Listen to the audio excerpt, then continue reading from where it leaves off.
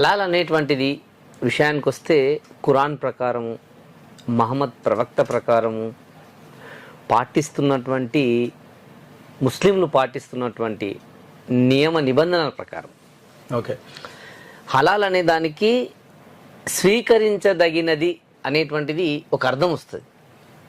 Okay. అంటే ఏదైతే ఖురాన్లో చెప్పబడిందో, ఏదైతే ప్రవక్త చెప్పాడో దానిని వాళ్ళు స్వీకరిస్తారు. ఏదైనా సరే హలాల్ అంటే స్వీకరించదగినది.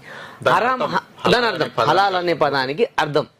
హరాం అనే పదానికి అర్థం ఏంటంటే ఇది చెయ్యకూడదు, ఇది స్వీకరించకూడదు అనేదానికి ఈ రెండిటికి సంబంధించినటువంటి.